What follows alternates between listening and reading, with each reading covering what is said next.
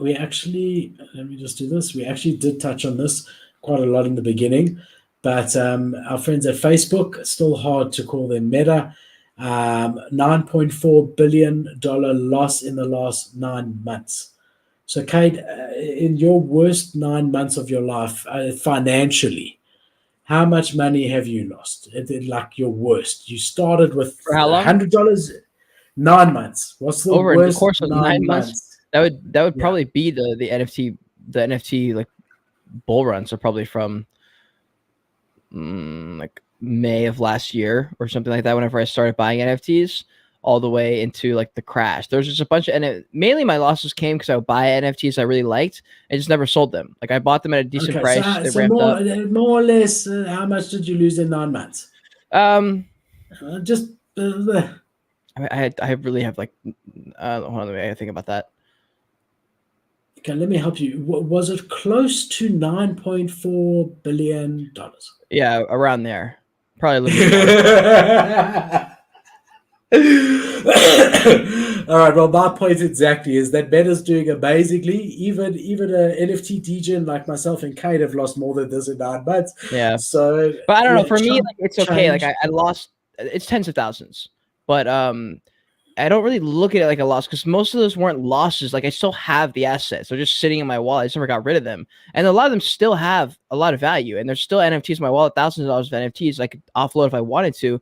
They're just sitting there, and like a lot of it helped me in that time. Like there are NFTs I bought for hundreds or potentially thousands of dollars that were there as a support token for an artist that I fucked with during those 3 months that we worked together. And we did a lot of like content together, whatever. And I had a great time, and that helps my brand. And I got new supporters from that. In my head, that's not a loss because I'm a content creator. It depends, like if you're looking at it from an investor standpoint. I don't look Okay, myself so like an it's investor. school, So it's school, it's school fees. But in the end of the yeah, day, you had X amount and you now got sure, less than that. sure, So as far as strict financial side, it's a loss. yeah, So we've got Meta, we've got Mark Zuckerberg who has lost 9.4 billion. I think it is important to say that this from the Facebook side of things is not a surprise internally to them, right, meaning that they have said that they committed to the metaverse, and that they know that they're going to be losing money for the next couple of years, a lot of money, in order to build what needs to be built to be a leader in the space. I mean, obviously, the fact that they changed their name to Meta a year ago, I mean, changed their name for the most notable name in social media, of the last decade, arguably, to Meta, just shows how committed they are to this. So for them internally, I don't think that this is a big surprise. And I don't think we should be surprised next year, same time, when they release their results, to see another $10 billion loss. That's what they're busy doing. But I mean, on paper, this was money that they had, that they've earned through ad revenue in their business, that for now is not there, has been lost. So it's and a I'm sure, like, substantial amount of dude, I'm money. sure anyone who's doing anything innovative, like NASA, loses billions of dollars a year too. Like anyone who's trying to do something and forge something, like there's some quote, maybe you even said it. It was like, you look at the pioneers, just look for the guy with like arrows in the back of their fucking in their back, For on the sure, ground, face for down the sure. fucking ground, the griller guy. Like those are the people who are pioneers. So Facebook's trying to be that. So yeah, we're not surprised. But also, these kind of stats weren't coming out until they announced that they're Meta now. They've been building this thing for 10 years. So it's like people think that they just started and like, oh, you guys just started with the metaverse and now you're down $10 billion. Like, well, hold on. That's just the news that is like manipulating you basically because you read one headline and the last headline you read was 9 months ago. So it's just like, it's fucking stupid, bro. Like, it's funny. I don't know. Yeah. So they're saying that it doesn't anticipate that Reality Labs, the company behind their metaverse thing, will grow significantly next year. So here they're telling you that. Yeah. But yeah, they so far have lost. I mean, this is incredible. Outside of Meta Lab, Facebook and Instagram topped $1 trillion last year. Yeah, their market cap has gone from $1 trillion last year to $350 million currently. Wow. So that's substantial. I mean, really, really substantial. Yeah. Jeez, dude. Well, I wonder if he's going to succeed in his mission. I mean, he's clearly, like, he's laser focused on this, and I don't know. I just wonder if he's going to have a metaverse out there that's good in the end of it. After tens of billions and centuries of work, is this going to pay off?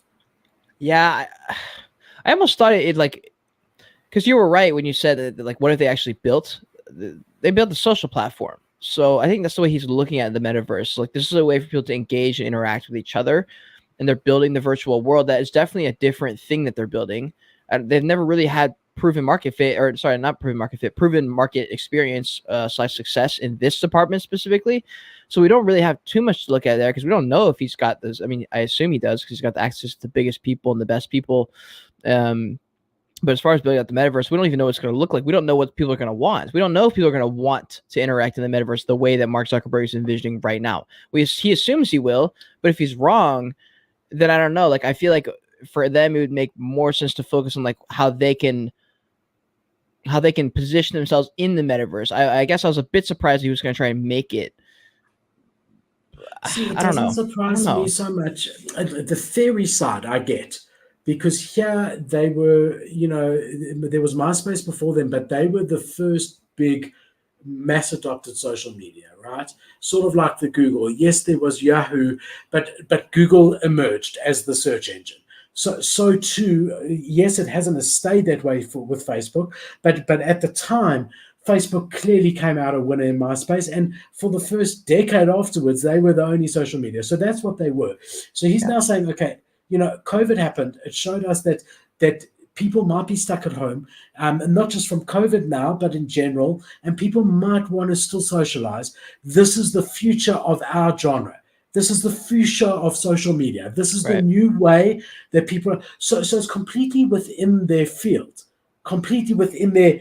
But it's such a big undertaking to develop a metaverse which will be mass adopted the way that their social media platform was mass adopted, Mm-hmm. especially when their average age group that's currently in Facebook is over 50s, right? Mm, So they're saying, okay, we need to stay relevant. This is the way we're going to stay relevant to and attract younger people in.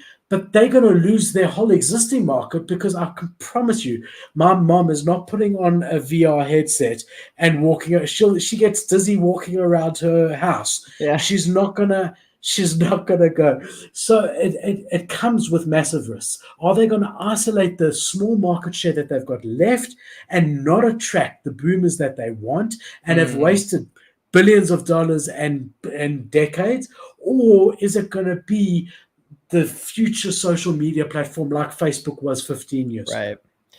That's a fucking tough one, dude. That's a fucking tough one. It's going to take a lot of branding from Mark Zuckerberg's point to win people over because a lot of people hate that dude. A lot of people don't like, or a lot of people do like him, but the vast, I would say, narrative around him is he's an evil snake man.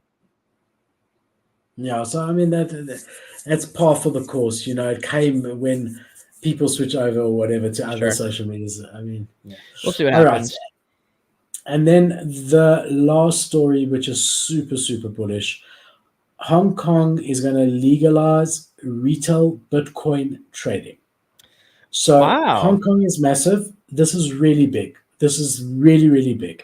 Basically, what they are doing, and they are rolling this out, is they're going to be rolling out blockchain technology for their services that as a city they offer. So your driver's license, maybe your medical insurance is all going to be on the blockchain. They anticipate to save billions in the cost of staffing and all the amount of time it takes when you go to your driver's license renewal the staff member has to wait while you fill out the paperwork and so on and so forth.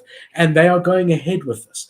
And this is probably the most bullish story out of all of them because here Mm-hmm. you have a world-class city. It's not like when whatever country said that our currency that's worth nothing and we now change it to Bitcoin. It's different. This is Hong Kong, and they're going to be really rolling out cryptocurrency in establishing a licensing regime in order to allow the trading of it and to integrate it in the space, which is absolutely massive. Yeah, I just remember every time I hear a China story, it's typically bullish or it's typically bearish during a bullish time. And I remember like Elio Trades videos would always echo in me, and he's like, guys, this is what happens every fucking time we have some bust sentiment. Fucking China comes in, they try to do that. Like I just remember like those videos during that run because I was watching so much of the crypto content out there. It's funny. Yeah, for sure. So I mean, look, China is one day for, one day against. But yeah, super bullish in general. Just another example of where, people are starting to see the potential use cases of blockchain technology. Mm-hmm. And whether it be governments or whether it be private individuals or companies or whatever it may be, Reddit, whatever you want to call that, a social media or an educational platform, these real companies are seeing the value, and I'm excited, man.